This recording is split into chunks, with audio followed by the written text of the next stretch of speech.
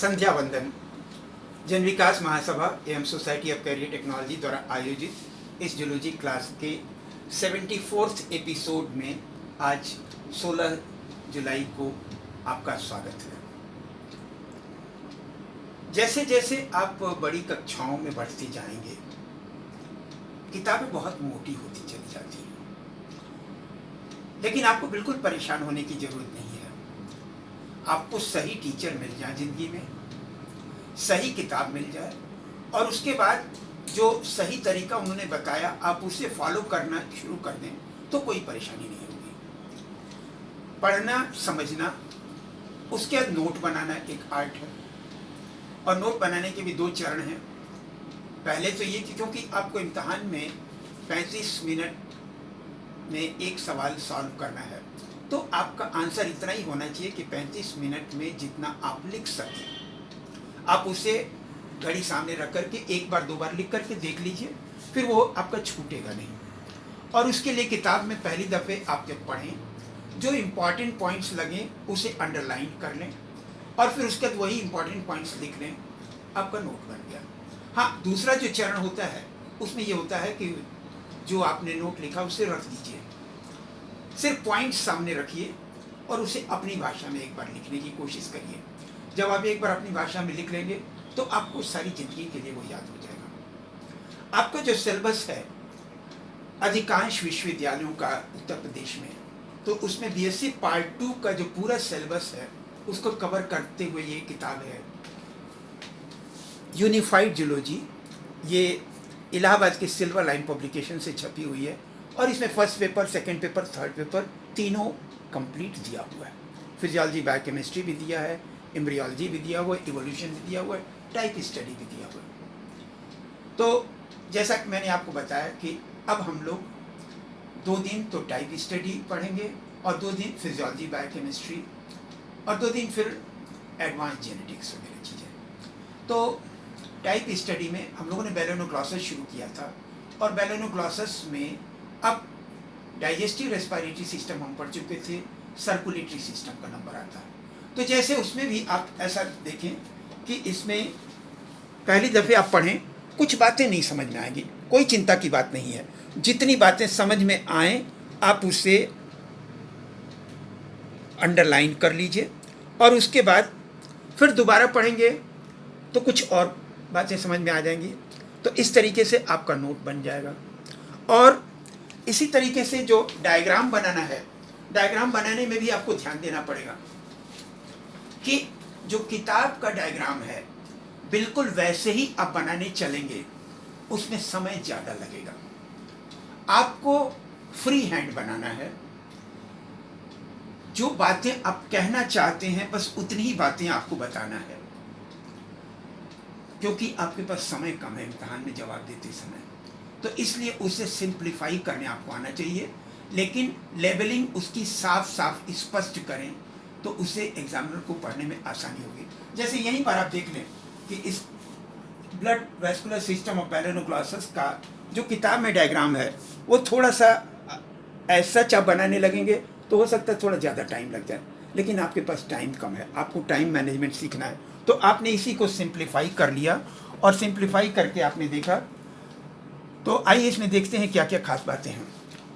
मैंने एक बात आपको बताई थी कि नॉन कॉर्डेट्स में तो वेंट्रल सरफेस पर ब्लड फ्लो का डायरेक्शन आगे से पीछे की तरफ होता है और डॉर्सल ब्लड वेसल में पीछे से आगे की तरफ। इसके विपरीत कॉर्डेट्स में क्या होता है, वेंट्रल ब्लड वेसल में पीछे से आगे की तरफ ब्लड जाता है, क्योंकि वेंट्रल ब्लड वेसल का एक पार्ट हार्ट बनाता है और डॉर्सल ब्लड वेसल में ब्लड फ्लो का डायरेक्शन आगे से पीछे की तरफ होता है। तो ये जो कि नॉन कॉर्डेटा और कॉर्डेटा को जोड़ने वाली कड़ी है, तो इसमें एक्चुअली ये जो ब्लड फ्लो का डायरेक्शन है वो नॉन कॉर्डेट पैटर्न का है, एक बात।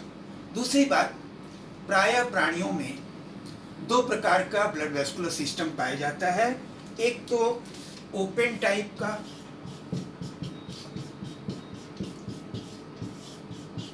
और दूसरा क्लोज टाइप का।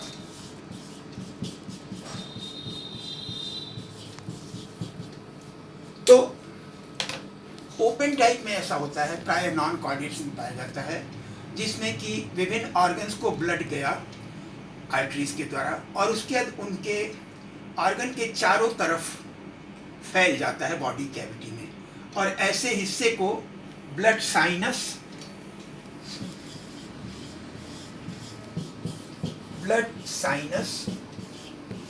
या ब्लड लैकुना कहते हैं। और दूसरी तरफ जनरली कॉर्डेट्स में क्या होता है, क्लोज टाइप का ब्लड वेस्कुलर सिस्टम होता है, जिसमें ब्लड हमेशा बंद नलियों के अंदर ही रहता है, नलियों के बाहर नहीं आता है।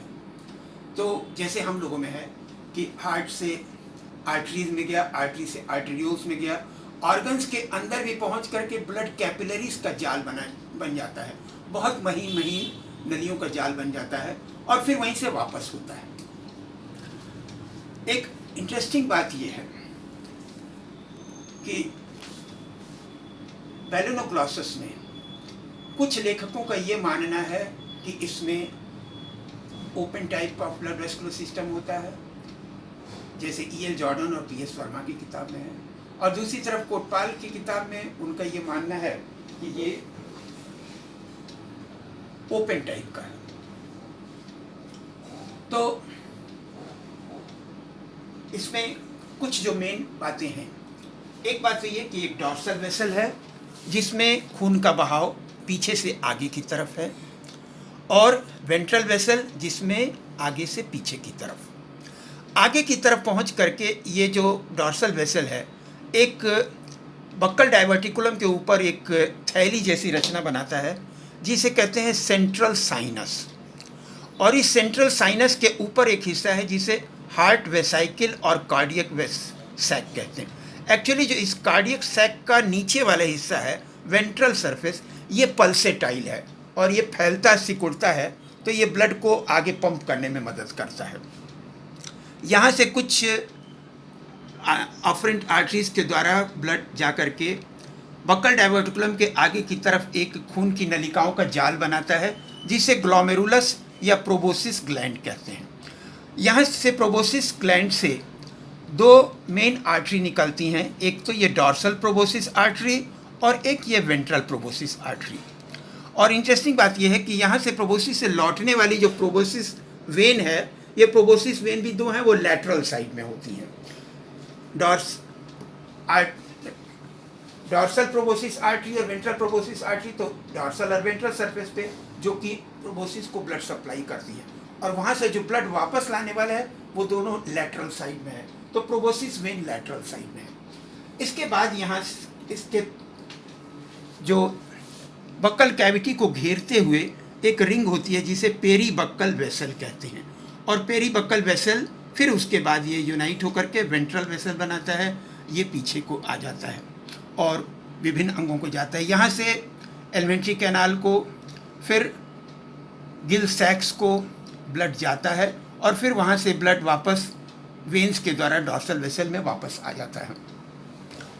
बैलोनोक्लॉसस में अभी तक रेस्पिरेटरी पिगमेंट हीमोग्लोबिन या हीमोसाइनिन रिपोर्टेड नहीं है, तो ये इससे लगता है कि ब्लड जो है फूड को डिस्ट्रीब्यूट तो करने में हेल्प करता है सभी ऑर्गन्स में, लेकिन रेस्पिरेशन में हिस्सा लेता है या नहीं लेता है, ये बात स्पष्ट रूप से ज्ञात नहीं है। वहीं इसके नर्वस सिस्टम में देखें आप, नर्वस सिस्टम में पुनः ये नॉन कॉर्डेट और कॉर्डेट दोनों के पैटर्न पाए जाते हैं। इसमें एक वेंट्रल नर्व कॉर्ड भी पाया जाता है और एक डॉर्सल नर्व कॉर्ड भी पाया जाता है। वेंट्रल नर्व कॉर्ड तो कॉलर के जस्ट पहले ही समाप्त हो जाता है, उसके पीछे हिस्से तक चला जाता है, लेकिन डॉर्सल नर्व कॉर्ड यहाँ से आप देखें तो ये कॉलर रीजन में और फिर प्रोबोसिस रीजन तक चला जाता है। कॉलर रीजन में ये थोड़ा सा मोटा हो जाता है, जिसे कॉलर कॉर्ड कहते हैं। इसके बीच में न्यूरोसील कैविटी भी पाई जाती है। सही मामले में तो बैलोनोक्लॉसस में नर्व सेल्स का समूह मिल करके गैंग्लिया या ब्रेन बनाता हुआ नहीं मिलता है, हालांकि कुछ जाइंट सेल्स इस कॉलर कॉर्ड में पाई जाती हैं, तो जिससे कुछ वैज्ञानिक मानते हैं कि एक प्रिमिटिव ब्रेन है। फिलहाल इसके आगे प्रोबोसिस के हिस्से में भी ये आगे एक्सटेंड हो जाता है। और एक इंटरेस्टिंग बात यह है कि यहाँ प्रोबोसिस और कॉलर के पास भी एक नर्व रिंग है और उससे फिर ब्रांचेस निकलती हैं, आगे को जाती हैं। ऐसे ही कॉलर और ट्रंक के बीच में भी एक सर्कम एंटेरिक नर्व रिंग पाई जाती है जो डॉर्सल नर्व कॉर्ड और वेंट्रल नर्व कॉर्ड को जोड़ने का काम करती है। इस प्रकार ये बहुत सिंपल संरचना है और नॉन कॉर्डेट और कॉर्डेट पैटर्न दोनों के बीच की व्यवस्था प्रदर्शित करता है। Thank you very much.